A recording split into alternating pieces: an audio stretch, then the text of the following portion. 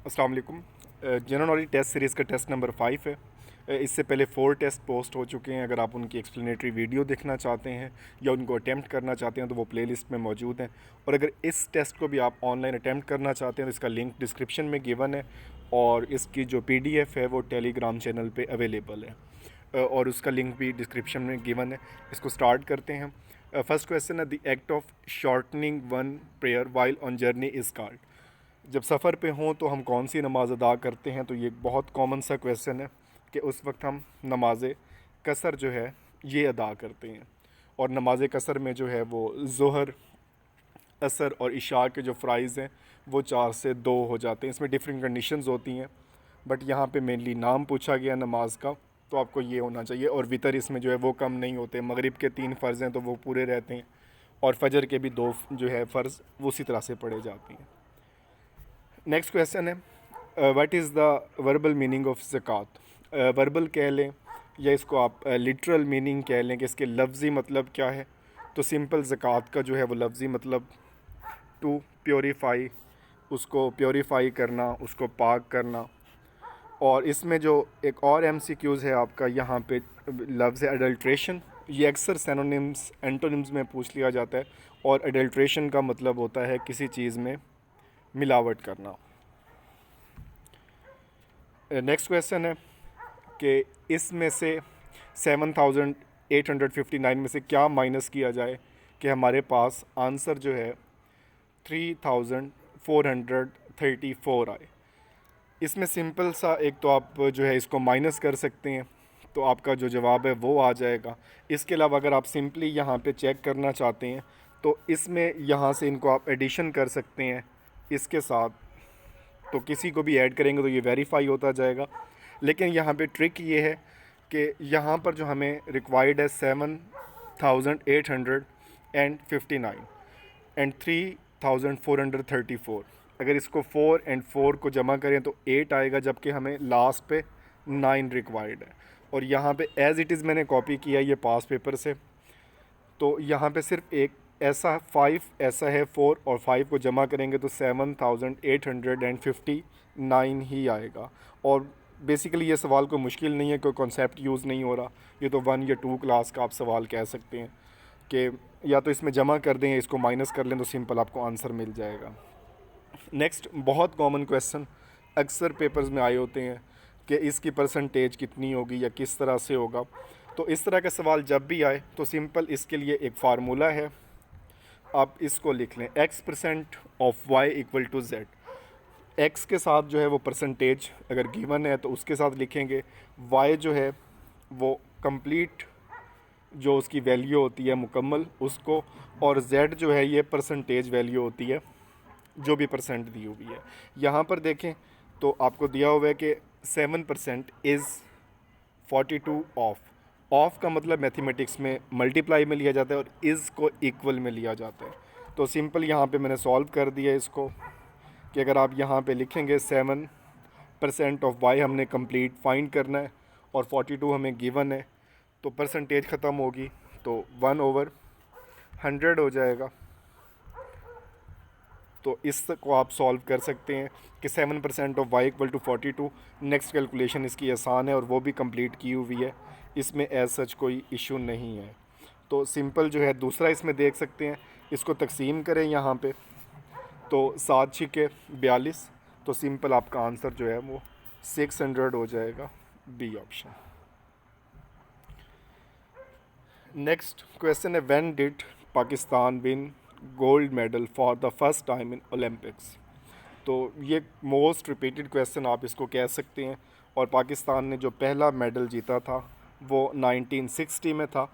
और इसी से रिलेटेड एक और सवाल बनता है कि पाकिस्तान ने 1960 में पहला मेडल जीता और वो ओलंपिक्स कहाँ पे हो रही थी। तो सिंपल इसकी डिटेल देखें कि पाकिस्तान ने जो पहला मेडल जीता था तो वो रोम, इटली में हो रहा था।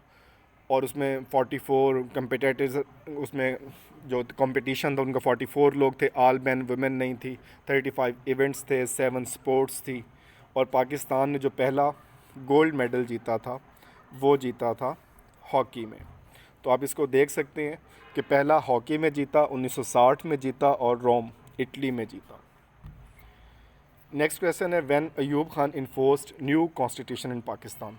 पाकिस्तान में इस वक्त तक 3 कॉन्स्टिट्यूशन इन्फोर्स किए गए हैं, 1956 में, 62 में और 73 में जो इस वक्त भी चल रहा है। तो इससे डिफरेंट क्वेश्चन आते हैं और इन्फोर्समेंट के हवाले से किस डेट को इन्फोर्स किए गए, तो उसकी सिंपल डिटेल यहाँ पे है कि जो आपका फ़र्स्ट कॉन्स्टिट्यूशन था वो 23 मार्च 1956 इस डेट को हुआ। और इससे रिलेटेड जैसे जैसे MCQs आते जाएंगे तो इसके साथ रिलेटेड जो भी इसमें डिटेल होगी वो मैं शेयर करता जाऊंगा आपके साथ। सेकंड कॉन्स्टिट्यूशन 8 जून और थर्ड कॉन्स्टिट्यूशन जो है वो 14 अगस्त 1973। इसको सिंपल याद रखने के लिए आप कर सकते हैं कि जो 2 कॉन्स्टिट्यूशन है फर्स्ट एंड थर्ड वन ये नेशनल डेज़ पे हैं, जैसे 23 मार्च और 14 अगस्त, जबकि जो अयूब खान के दौर का है वो 8 जून को था, वो किसी नेशनल डे पे नहीं है। तो सिंपल अगर आप इस सवाल में देखें तो आपका आंसर हो जाएगा 8 जून 1962। नेक्स्ट क्वेश्चन है which of the following female mosquito is the cause of dengue fever. तो डेंगू फीवर में आपको पता है कि एडीज़ के नाम से जो मच्छर था ये बड़ा फेमस रहा, तो ऑप्शन ए है। और इसके प्रिवेंशन के हवाले से तो कोई क्वेश्चन नहीं आता, बस इस मच्छर का नाम ही पूछा जाता है। नेक्स्ट क्वेश्चन है IMF stand for. IMF abbreviation पूछा गया, इसकी फुल फॉर्म क्या है, तो international morality fund, international management forum, international monetary fund और इंटरनेशनल मशीन फोरम। तो सिंपल IMF जो है हमारी मॉनेटरी पॉलिसीज़ को जो और फिनेंशियल जो इसमें असिस्टेंट है उसके हवाले से काम करता है। और इससे रिलेटेड जो IMF से रिलेटेड और क्वेश्चन आते हैं तो सिंपल उनको देख लें कि ब्रेटन वुड एग्रीमेंट 1944 में ये हुआ था, ये इसका साल भी पूछ लिया जाता है कि 1944 में ब्रेटन वुड कॉन्फ्रेंस हुई, एग्रीमेंट हुए और इसके नतीजे में IMF और वर्ल्ड बैंक ये वजूद में आए।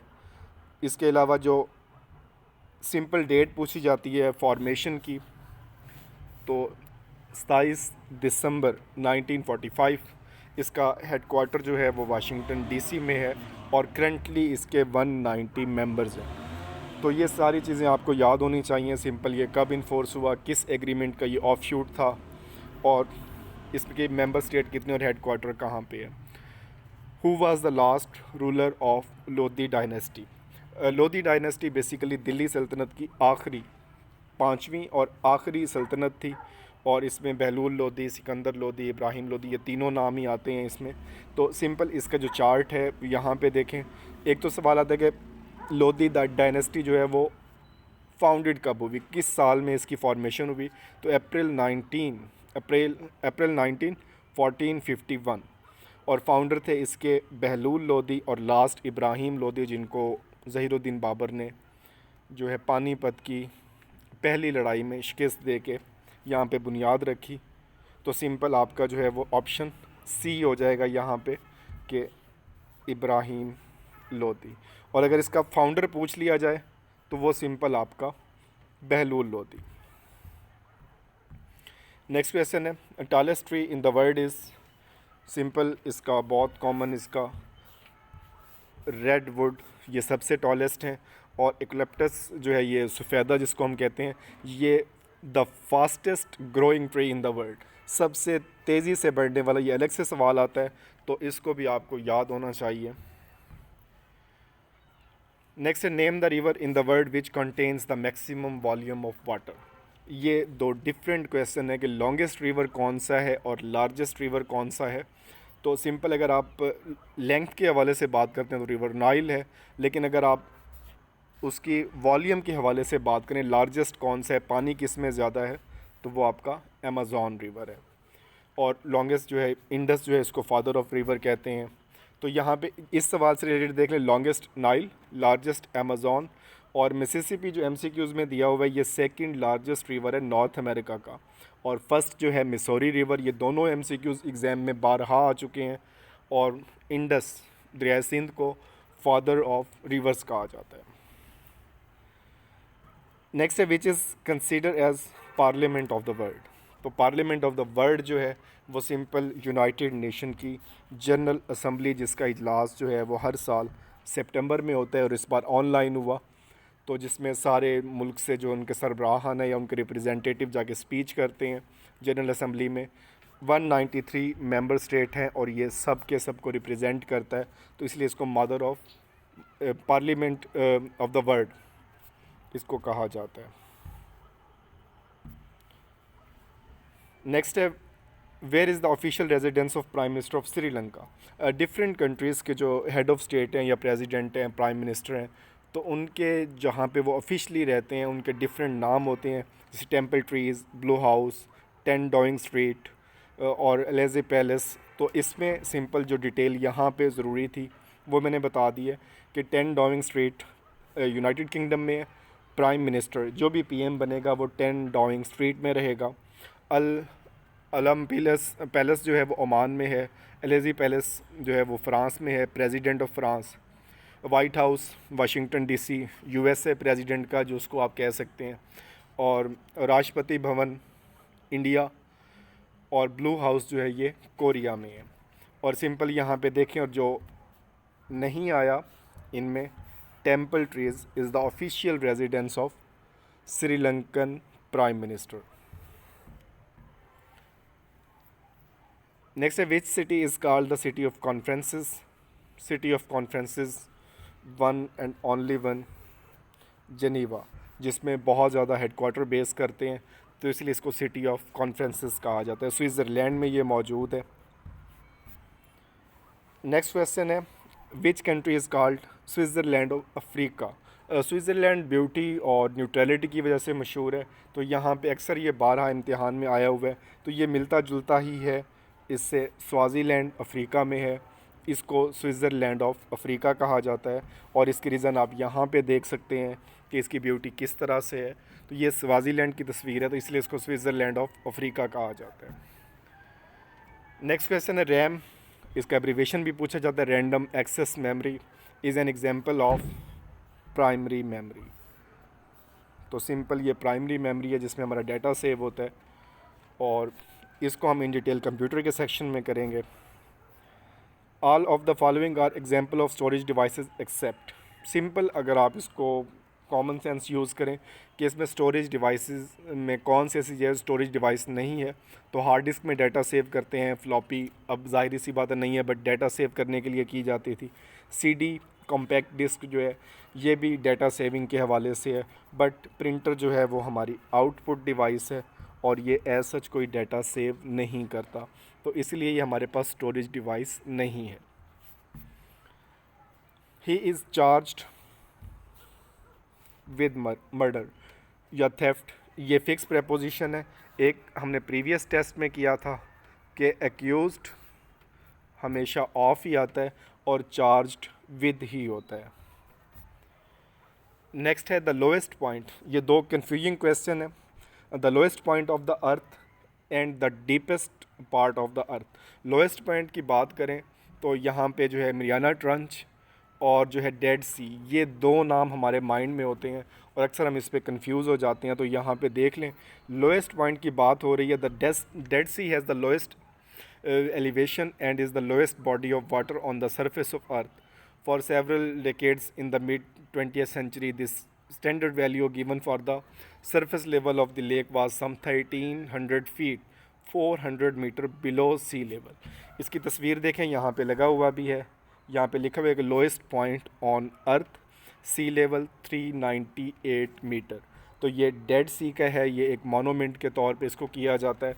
तो सिंपल अगर आप लोएस्ट पॉइंट की बात कर रहे हैं, लो पॉइंट, ज़मीन के ऊपर मौजूद लो पॉइंट कौन सा है, तो वो जो है आपका सिंपल ऑप्शन आपका होगा डेड सी।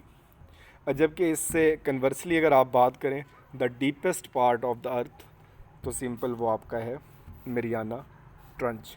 और ये सबसे डीपेस्ट जो नाउन इस वक्त जो पार्ट है वो मरियाना ट्रंच है, और इसकी अगर आप पिक देखें तो ये समंदर में मौजूद है। और इससे जो रिलेटेड जो सवाल पूछे जाते हैं, मरियाना ट्रंच जो है वो पैसिफिक ओशन, जो the largest ocean of the world, और इसकी डेप्थ भी 12 पूछी गई है, 10,991 मीटर। Thank you. ये इसके हवाले से था इसमें, और इसमें अगर आप कोई सजेशन देना चाहें तो आप वो भी दे सकते हैं कि इसको मज़ीद हम किस तरह से इम्प्रूव कर सकते हैं। अल्लाह हाफ़िज़।